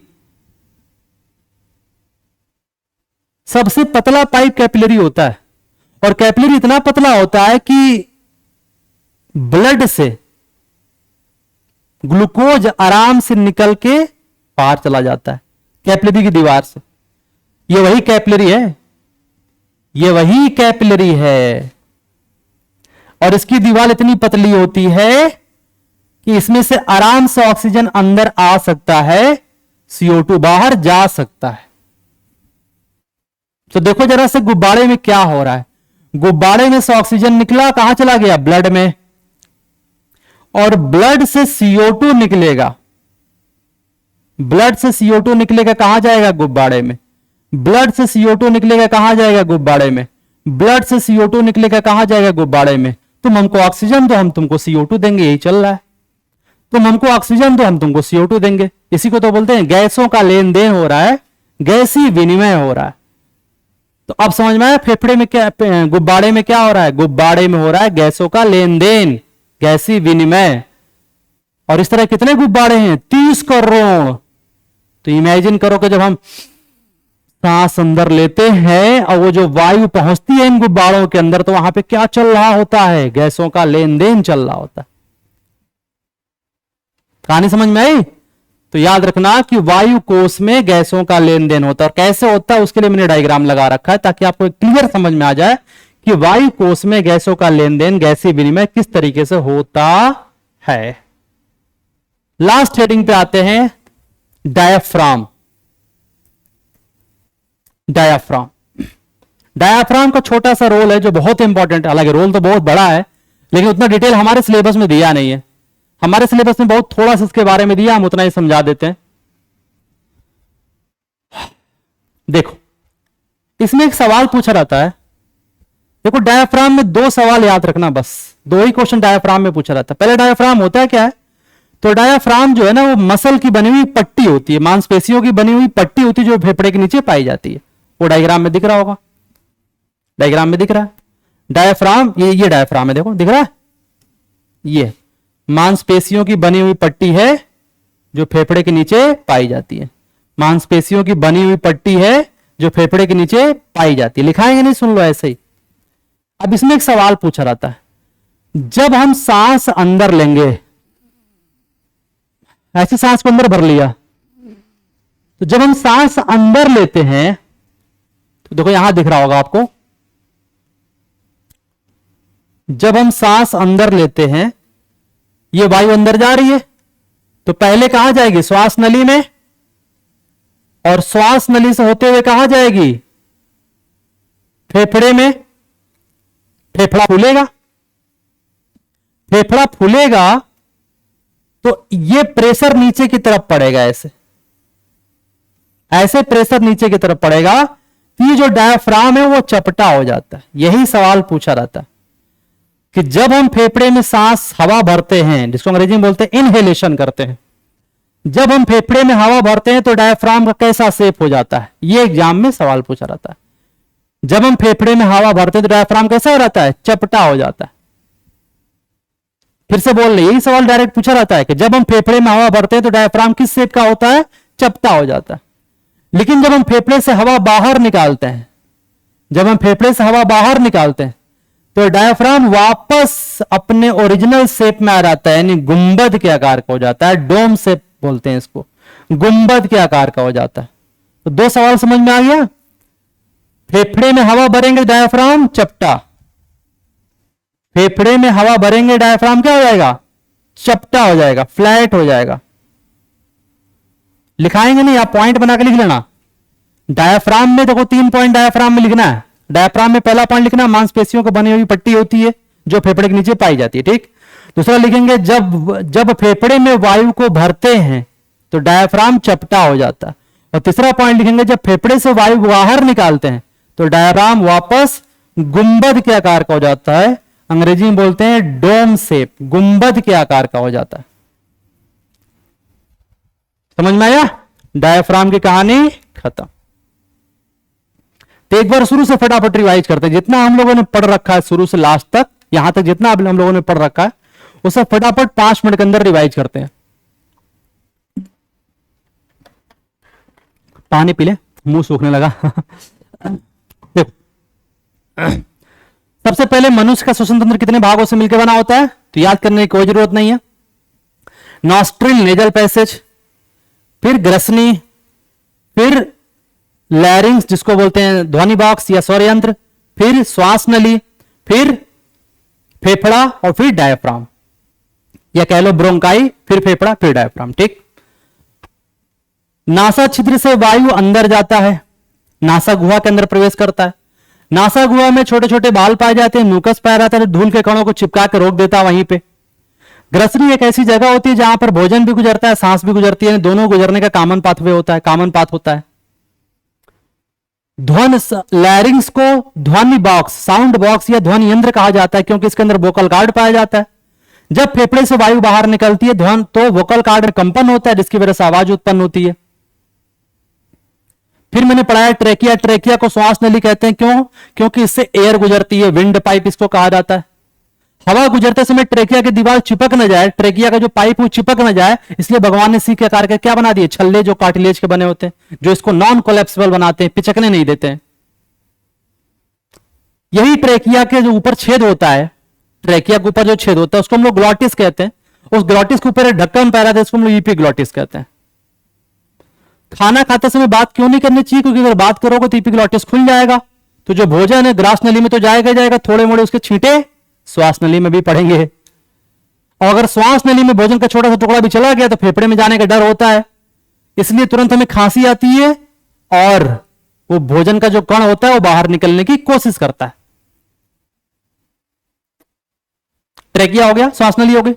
अब ये जो श्वास नली नीचे की तरफ जाएगी सीने में, 2 शाखाओं में बढ़ जाएगी, क्या बोलेंगे? ब्रोंकाई। फिर ब्रोंकाई फिर 2 शाखाओं में बढ़ जाएगा, उसको बोलेंगे ब्रोंकियोल। फिर उसमें बार बार विभाजन होगा, बार बार विभाजन होगा, बार बार विभाजन होगा, और अंत में वो खुलेगा गुब्बारे की समान संरचना में, जिसको बोलेंगे एल्वियोलाई, वायुकोश। भगवान ने कितने गुब्बारे दिए हैं? 30 करोड़। एक फेफड़े में 50 करोड़, सॉरी 15 करोड़। एक भावनाओं में बह गए थे। एक फेफड़े में 15 करोड़, 2 फेफड़े में 30 करोड़। सवाल है कि भगवान इतने ज्यादा गुब्बारे क्यों बनाए? इसलिए गुब्बारे बनाए क्योंकि इसी गुब्बारों में गैसों का लेन देन होता है, गैसीय विनिमय होता है। तुम हमें O2 दो, हम तुम्हें CO2 दें, ये चल रहा होता है। तो जितने ज्यादा गुब्बारे होंगे उतना ज्यादा गैसों का लेन देन होगा, उतनी ज्यादा क्षमता बढ़ेगी किसकी? फेफड़े की। फेफड़े कितने होते हैं? 2। इनके ऊपर कितनी परत पाई जाती है? वो भी 2 परत पाई जाती है, उनकी संख्या भी 2 होती है। क्या बोलते हैं उसको? प्लूरा। और दोनों परतों के बीच में द्रव पाया रहता है, उसको क्या बोलते हैं? Pleural fluid. ये द्रव क्या करता है? बाहरी झटकों से फेफड़े को बचाने का काम करता है।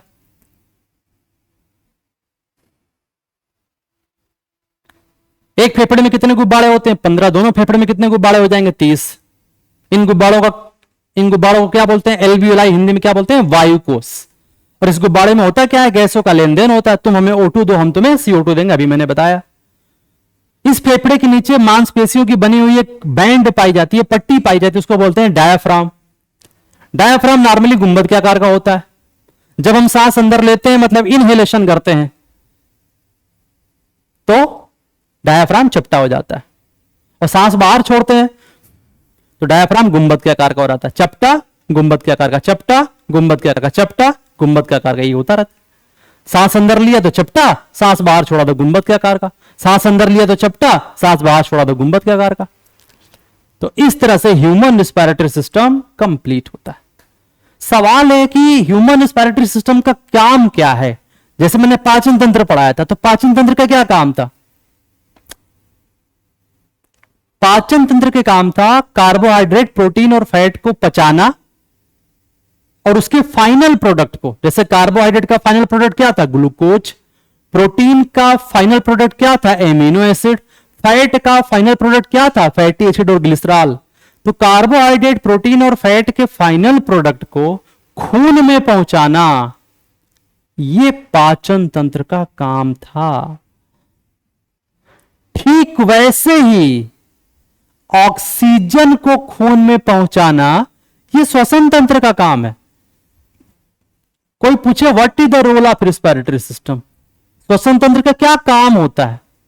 एक काम होता है मात्र, वायु में जो ऑक्सीजन उपस्थित है उसको खून में पहुंचाना, और ज्यादा से ज्यादा, ये नहीं कि थोड़ा पहुंचा दिया, कहा मेरा काम हो गया, मेरा काम हो गया, ना ना ना ना ना ना, जितना ज्यादा हो सके, कहते ना एक एक कतरा वही वाली कहानी है। जितना ऑक्सीजन है उसमें से जितना ज्यादा से ज्यादा हो सके तो 100% ही भेज दो। बहुत अच्छी बात है, अगर 100% ऑक्सीजन अगर ब्लड में भेज पा रहा है फेफड़ा, बहुत अच्छी बात है, कहेंगे हाईली इफिशियंट है। तो श्वसन तंत्र का एक ही काम होता है, खून में ऑक्सीजन पहुंचाना, और वो पहुंचाता है 30 करोड़ गुब्बारों की सहायता से।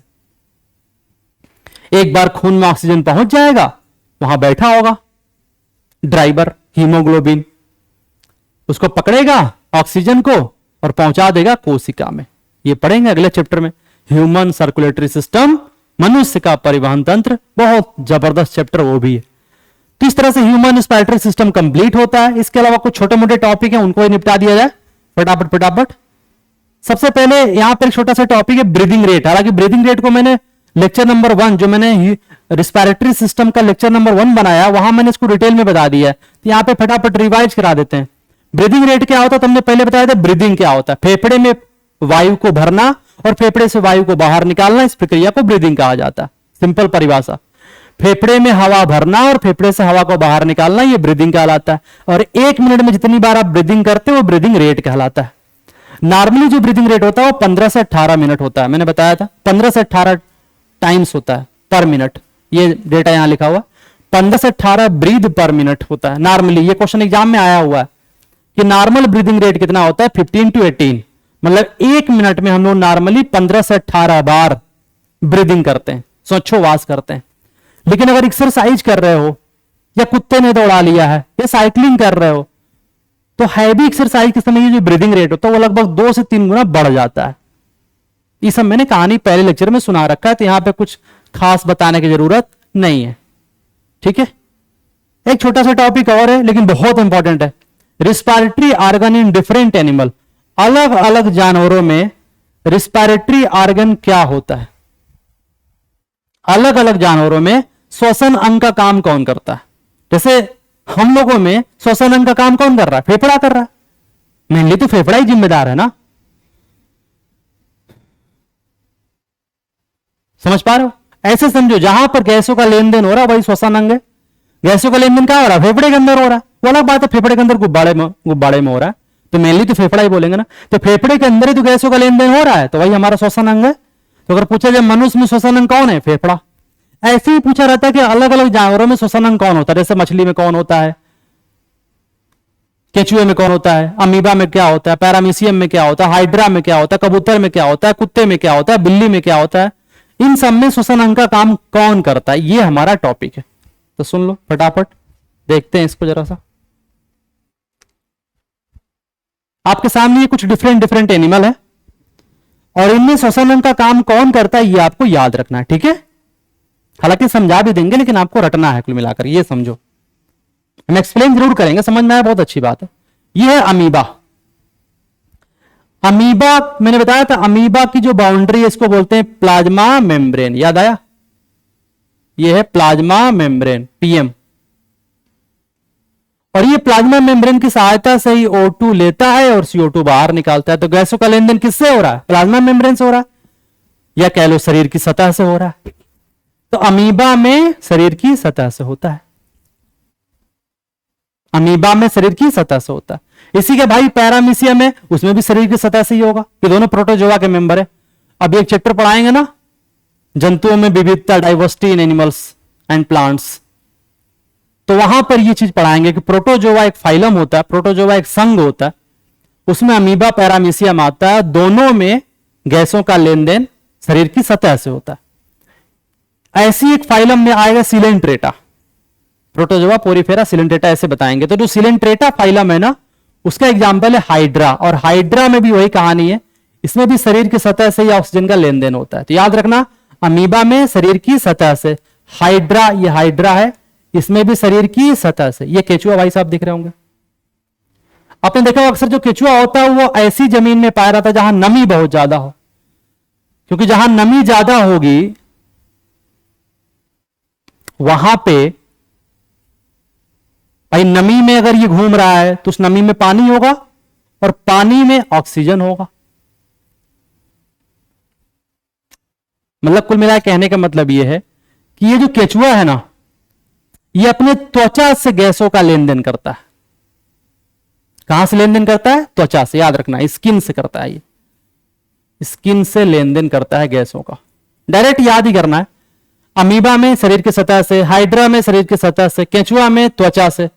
जो काकरोच होता है, हाँ, जैसे हम लोगों में ट्रेकिया होता है ना, काकरोच में भी ट्रेकिया होता है, हाँ याद रखना, काकरोच में भी ट्रैकियल सिस्टम पाया जाता है। तो काकरोच में जो गैसों का लेन देन होता है वो ट्रैकिया से होता है, ट्रैकियल सिस्टम या ट्रैकिया कहते हैं। काकरोच के शरीर में छोटे छोटे छेद पाए जाते हैं, जिसको हम लोग स्पैरिकल कहते हैं, श्वास रंध्र कहते हैं। जैसे मान लो हम ही काकरोच हैं और साइड में छोटे छोटे छेद है, तो उन छेदों को क्या बोलेंगे? स्पैरिकल। हवा सीधे इस छेद से अंदर आती है और ट्रैकिया में घुस जाती है। ट्रैकिया पतले पतले पाइप होते हैं, और वो जो पतले पतले पाइप हैं, जो ट्रैकिया हैं, उसमें एक बार हवा पहुंच गई तो वो हवा सीधे कोशिकाओं तक पहुंच जाती है। तो ये जो गैसों का लेन देन होता है काकरोच में, किससे होता है? ट्रैकिया से। मछली में, बहुत इंपॉर्टेंट सवाल पूछा रहा था, मछली में गैसों का लेन देन किससे होता है? गिल्स से होता है, गलफड़ों से होता है, गिल्स से होता है। ये मेढक का लार्वा है, इसको बोलते हैं टैडपोल लार्वा। याद रखना, मेढक के लार्वा जो टैडपोल लार्वा है, इसमें भी गिल्स से गैसों का लेन देन होता है। इसमें श्वसन अंग का काम कौन करता है? गिल्स। लेकिन जो मेढक है ना, मेढक में पाया जाता है फेफड़ा, लंग्स। तो इसमें श्वसन अंग का काम कौन करता है? लंग्स। ये गिरगिट सरीसृप फाइलम, रेप्टाइलिया का मेंबर है, ये सरीसृप का मेंबर है। सरीसृप मतलब जो रेंग रेंग के चलते हैं, उनको रेप्टाइल कहा जाता है। जैसे सांप हो गया, छिपकली हो गई, गिरगिट हो गया, ये सब रेंग के चलते हैं ना, ये सब रेप्टाइल में आते हैं, रेप्टाइल सरीसृप में आते हैं। और इन सब में फेफड़ा पाया जाता है। ऐसा नहीं कि सिर्फ गिरगिट में होता है, जितने रेप्टाइल्स होते हैं सब में फेफड़ा होता है, जितने एम्फीबिया होते हैं सब में फेफड़ा होता है, जितने बर्ड्स होते हैं सब में फेफड़ा होता है। हालांकि बर्ड्स में फेफड़े के अलावा वायु कोष भी पाया जाता है। कुत्ता किस में आता है? मैमल्स, स्तनधारी में आता है। जिस फाइलम में हम लोग आते हैं उसी फाइलम में हमारा एक कुत्ता भी आता है। इसमें श्वसन अंग का काम कौन करेगा? फेफड़ा करेगा। आपके लिए एक होमवर्क देते हैं, यह है वेल और यह है डॉल्फिन। कमेंट में बताना है कि वेल और डॉल्फिन में श्वसन अंग का काम कौन करता है। होमवर्क है आपका। तो अब समझ में आ गई पूरी कहानी। अमीबा में शरीर की सतह से, हाइड्रा में शरीर की सतह से, पैरामीशियम में शरीर की सतह से, केचुआ में त्वचा से, काकरोच में ट्रैकिया से या स्पैरिकल भी कह सकते हो, मछली में गिल्स से, मेढक के बच्चे में गिल्स से होगा, लेकिन मेढक में फेफड़े से होगा। हालांकि मेढक भी जब पानी में होता है तो स्किन से भी शोषण कर सकता है, त्वचा से भी कर सकता है। हाँ, ये रेप्टाइल में आता है फेफड़े से, पक्षी फेफड़े से, कुत्ता फेफड़े से। और ये आपका होमवर्क है। अगर ये ना याद है तो उसको याद करने का एक तरीका भी है। एक फार्मूला है PARAM, परम। कहते ना बहुत तुम परम दुष्ट हो यार, वही है। P फॉर पीसेस, बहुत लोग पाइसेस कहते हैं। मछलियों की क्लास को पीसेस कहा जाता है, मेढक की क्लास को, वर्ग को एम्फीबिया कहा जाता है। एम्फीबिया।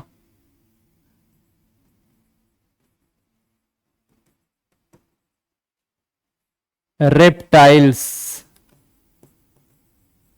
Aves, mammals.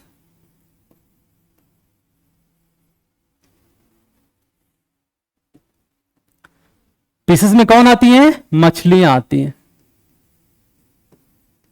एम्फीबिया में कौन आता है? मेढक आता है। रेप्टाइल में रेंग के चलने वाले सांप, छिपकली, गिरगिट, छिपकली लिख दिया, हद है यार, छिपकली, जो कली छिपे उसको छिपकली, और गिरगिट, गिरगिट आता है। जितने भी रेंग के चलने वाले जानवर सब रेप्टाइल में आते हैं। एवीज मतलब पक्षी, बर्ड्स, और मैमल मतलब स्तनधारी। इसमें कुत्ता, बिल्ली, गाय, भैंस, हम लोग, सब लोग आते हैं। तो याद रखना, जो मछलियां होती हैं इनमें तो होता है गिल्स। इनमें श्वसन अंग का काम कौन करता है? गिल्स, गलफड़े करते हैं। बाकी सब में श्वसन अंग का काम कौन करता है? लंग्स, फेफड़ा काम करता है। बस मेढक में याद रखना कि मेढक का जो बच्चा होता है ना, वो गिल्स से करता है, क्योंकि वो पानी में तैरता है, तो उसमें मछली वाले लक्षण होते हैं, है ना। तो वो गिल्स से करता है। मेढक का बच्चा, टैडपोल लार्वा उसको बोलते हैं, उसमें श्वसन अंग का काम कौन करता है? गिल्स। लेकिन मेढक में कौन करता है? फेफड़ा। इतना याद रखना है, कहानी खत्म। बस इससे ज्यादा कुछ भी नहीं याद रखना। और एक पॉइंट ये याद रखना कि मछलियों में गैसों का लेन देन कैसे होता है। एनसीईआरटी ने थोड़ा इसके बारे में लिखा हुआ है, इसलिए हम बता दे रहे हैं कि मछलियों में गैसों का लेन देन कैसे होता है।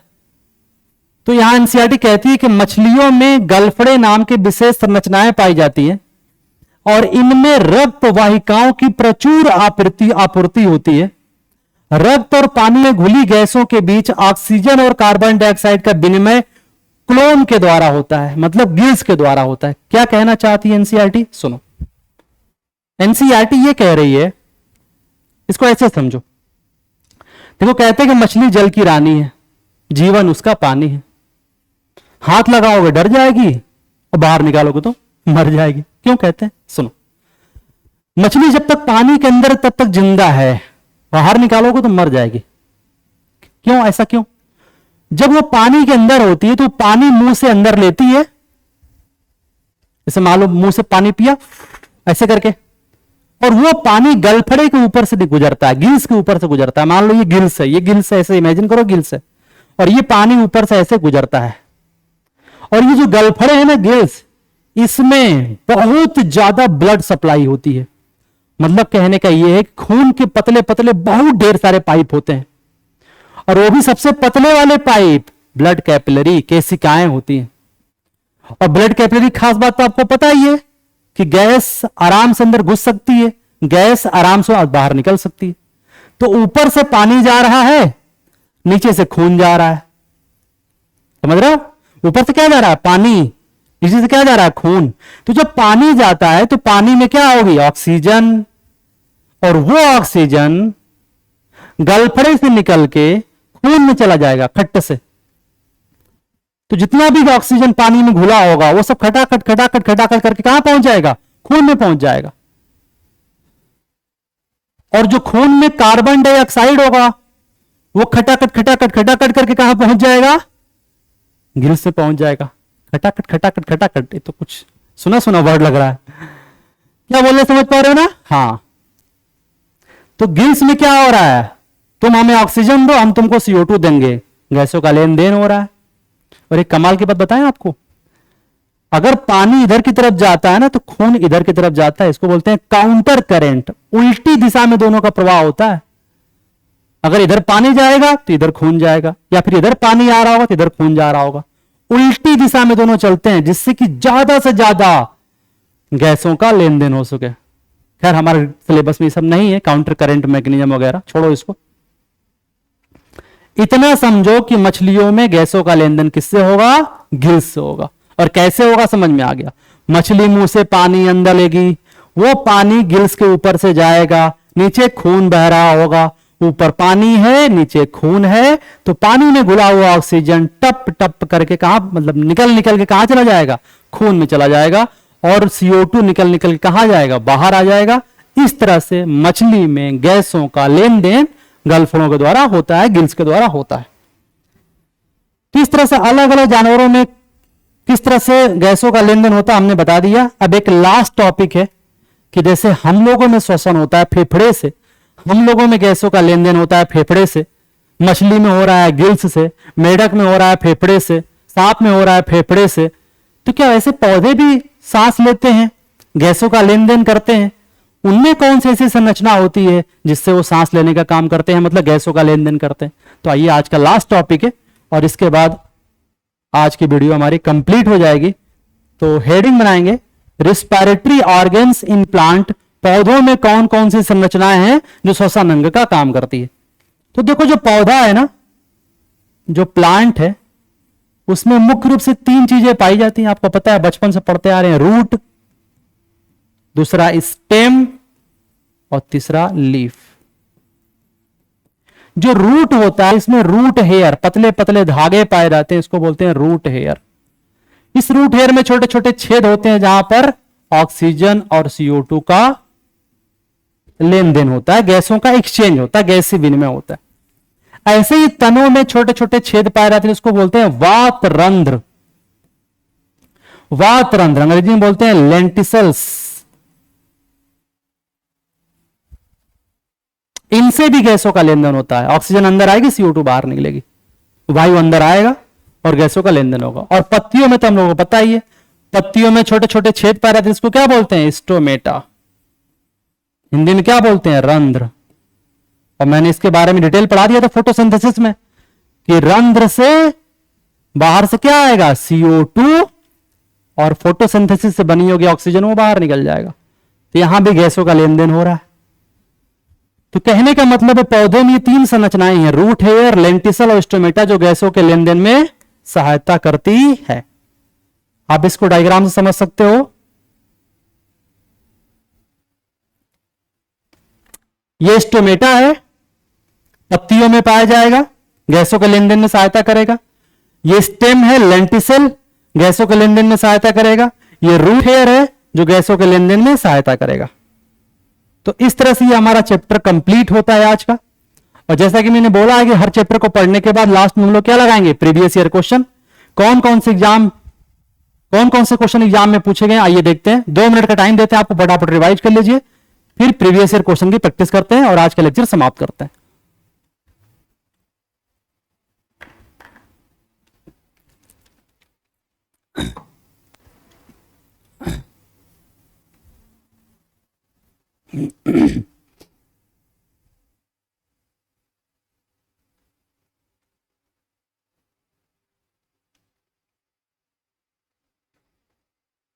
चलिए तैयार हो गए आप लोग? तो हम फटाफट क्वेश्चन पूछते जाते हैं, आप जवाब देते रहिएगा।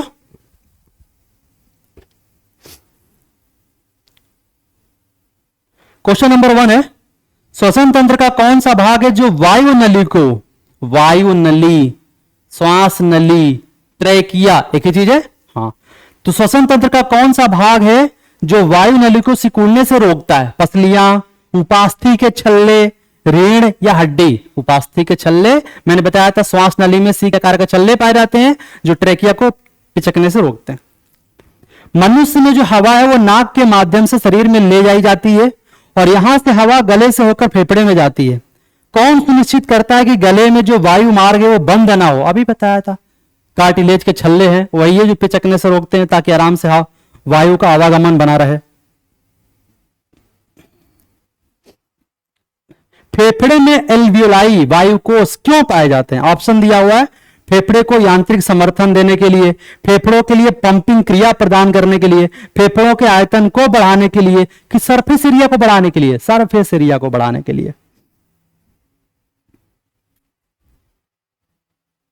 एक वयस्क मनुष्य विश्राम की अवस्था में, नॉर्मल कंडीशन में, प्रति मिनट कितनी बार सांस लेता है? 15 से 18 मिनट, 18 बार बताया था ना।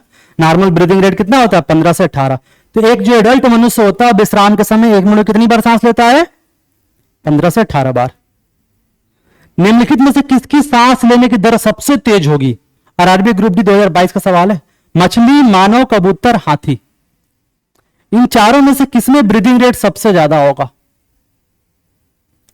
देखो मछली में ब्रीदिंग रेट सबसे ज्यादा होगा। क्यों भाई? क्योंकि मछली में आपको पता है कि गिल्स पाया जाता है, और वो अंदर जब पानी, मुंह से पानी अंदर लेता है, वो जो पानी गिल्स से गुजरता है तो उसको जल्दी जल्दी क्या करना होता है? गैसों का लेन देन करना होता है। चूंकि पानी में जो ऑक्सीजन घुला होता है वो बहुत कम होता है, जबकि हवा में जो ऑक्सीजन होता है वो बहुत ज्यादा होता है। तो इसमें जो ऑप्शन दिया मछली, मानव, कबूतर, हाथी, तो मानव, कबूतर और हाथी। मनुष्य में फेफड़ा पाया जाता है, श्वसन अंग का काम करता है। कबूतर में फेफड़ा पाया जाता है, श्वसन अंग का काम करता है। हाथी में फेफड़ा पाया जाता है, श्वसन अंग का काम करता है। और ये तीनों हवा से ऑक्सीजन लेते हैं, और हवा में ऑक्सीजन की मात्रा ज्यादा है, तो इनमें ब्रीदिंग रेट कम होता है। लेकिन मछली जो ऑक्सीजन ले रही है वो पानी से ले रही है, और पानी में ऑक्सीजन मात्रा बहुत कम होती है। तो हमको एक तो पानी में ऑक्सीजन वैसे ही कम है, और एक हमको ज्यादा से ज्यादा ऑक्सीजन चाहिए भी, तो हमको बहुत जल्दी जल्दी ब्रीदिंग करना पड़ेगा। तो याद रखना कि पानी में ऑक्सीजन कम घुली होती है, कम मात्रा में उपस्थित होती है, इसीलिए मछलियों में जो ब्रीदिंग रेट होता है वो ज्यादा होता है। ठीक, मछली किसकी सहायता श्वसन करती है? गिल्स, बता ही दिए। निम्नलिखित में से कौन है जो पौधों में श्वसन अंग नहीं है? हाँ बताइए, आरआरबी जेई 2024 का क्वेश्चन है। पौधों में श्वसन अंग का काम कौन नहीं करता है? फूल, पत्ती, जड़, इनमें से कोई नहीं। बताइए कौन सा अंग है जो श्वसन अंग का काम नहीं करता है? अच्छा सॉरी, गलत सवाल गलत बोल गए। निम्नलिखित पादप अंगों में से, निम्नलिखित कहने का मतलब यह है कि आपको बताना है कौन सा अंग है जो श्वसन अंग है पौधे में। सवाल मैंने गलत पढ़ दिया था। निम्नलिखित पादप अंगों में से कौन सा श्वसन अंग है? Which of the following plant organ are respiratory organ? मतलब चार नाम दिया है, फूल, पत्ती, जड़, कोई नहीं। आपको बताना है चारों में से कौन है जो श्वसन अंग का काम करता है? पत्ती काम करती है। फूल में ऐसी कोई संरचना नहीं है जो श्वसन अंग का काम करे। हालांकि जड़ों में रूट हेयर पाया जाता है, लेकिन अगर पत्ती और जड़ दोनों ऑप्शन में है तो आपको पता है कि जड़ों में रूट हेयर पाया जाता है, लेकिन उससे ज्यादा इंपॉर्टेंट हमारे लिए पत्ती है, क्योंकि पत्ती में स्टोमेटा पाया जाता है, और मेनली तो स्टोमेटा ही जिम्मेदार होता है, मुख्य रूप से स्टोमेटा ही जिम्मेदार होता है। तो अगर आपको दोनों ऑप्शन दिया, लीफ भी और रूट भी, तो हम टिक क्या लगाएंगे? लीफ, क्योंकि मुख्य रूप से कौन काम करता है? लीफ ही काम करता है, पत्तियां ही काम करती। तो इस तरह से इतने क्वेश्चन थे प्रीवियस ईयर में पूछे गए थे, मैंने सारे करा दिए। तो उम्मीद है आज का लेक्चर आपको पसंद आया होगा। कोई डाउट है तो कमेंट में बताइएगा, अगली वीडियो जब बनाएंगे तो सॉल्व कर देंगे। तो ऐसे ही मुस्कुराते रहिए, पढ़ते रहिए। मिलते हैं नेक्स्ट वीडियो में, और नेक्स्ट वीडियो में क्या पढ़ेंगे? नेक्स्ट वीडियो में पढ़ेंगे ह्यूमन सर्कुलेटरी सिस्टम, मनुष्य में परिसंचरण तंत्र। तो मिलते हैं नेक्स्ट वीडियो में। Thank you.